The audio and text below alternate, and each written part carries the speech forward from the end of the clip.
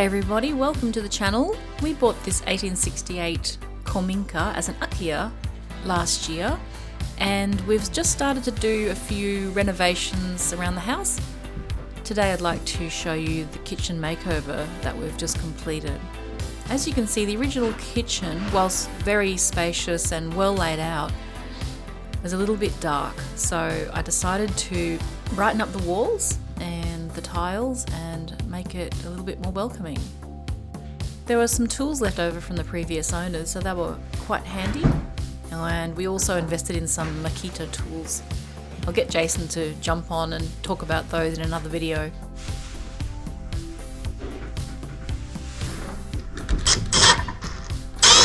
There was a lot of dust on the walls. This kind of washi paper covering captures a lot of dust and also the grease from the stove below. So I had to do quite a bit of cleaning and also just reattaching it to the wall. It was a bit loose in some places. I didn't want to remove it because that just means having to get rid of rubbish, which does cost money. So I decided to get this self-adhesive wallpaper and just cover it up. I did a test patch and it seemed to attach quite well, so we'll see how it fares over the humid summer, but let's hope it stays put.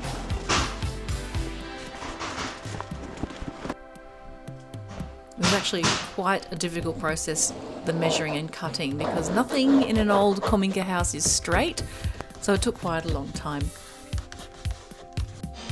Behind the cabinet over near the fridge, this wall was pretty much completely deteriorated, so Jason grabbed a panel of wood and replaced that. We decided it wasn't a good idea to demolish the tiles for a couple of reasons.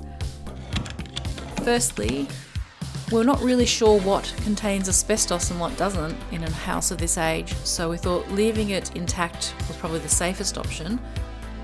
And also just removing that rubbish, once again, it's a very costly exercise.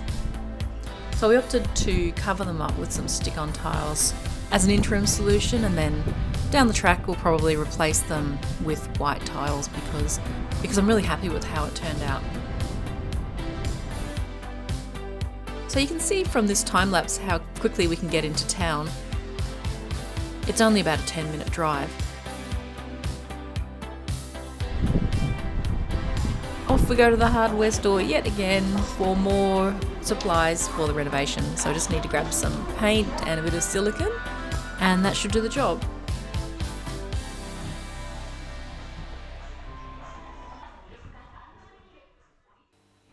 I really hope we're inspiring some of you to follow your own real estate journey in Japan. While it hasn't been an easy road, it definitely has been worth it.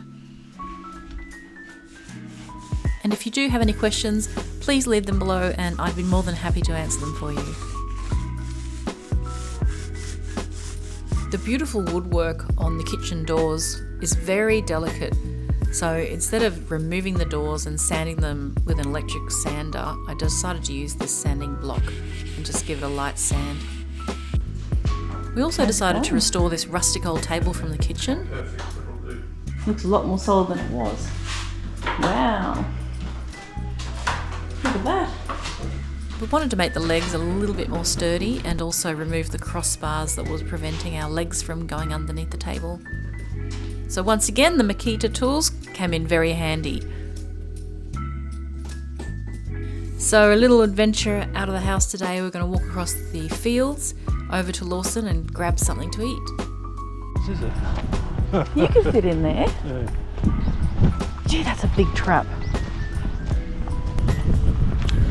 This is awesome. You get a full 360 of where we are. It's quite amazing how much farmland there is between our house and the prefectural road. Clean water. I believe 3 of these rice fields is equivalent to an acre. Yeah.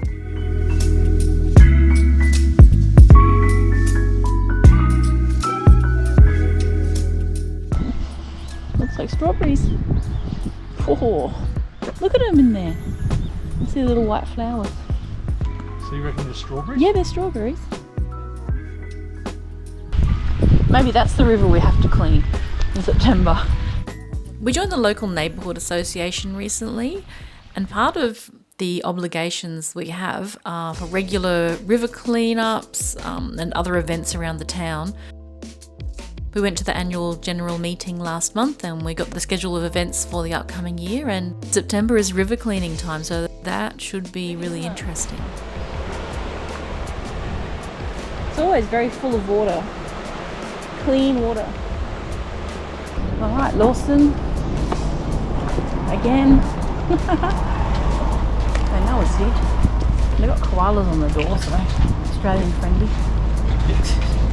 They're always friendly here. They're going to make takenoko onigiri, and we get to eat it with the children.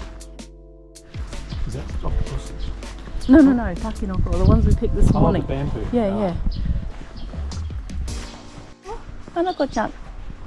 Hanako-chan. She's like, how do you know my name? So today I've grabbed some sandwiches, nice fruit juice, and an onigiri from Lawson. If you've ever wanted to know how to open an onigiri, it's really as easy as 1,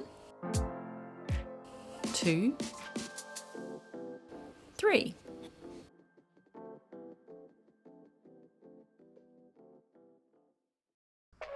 Alright, here we go. This is the before and after. We're very happy with how it turned out. And the whole makeover only cost about $400, including all of the materials that we needed. We also picked up this really great refrigerator from Twinkle Recycle Shop. I really love the words on this picture that Jason hung for me. It says, "Not all those who wander are lost." And I think that's a really powerful statement. So I'm going to try out the kitchen and make my first cup of tea and Vegemite toast. This tea is from Suwano Town, which is about 30 to 40 minutes from the centre of Masuda and known for its tea production. We visited Suwano Town recently to see Yabu Same, horseback archery, and I'm going to release a video on that very soon. Alright guys, thanks so much for watching. Really appreciate you being here, and we'll see you again next time. Bye.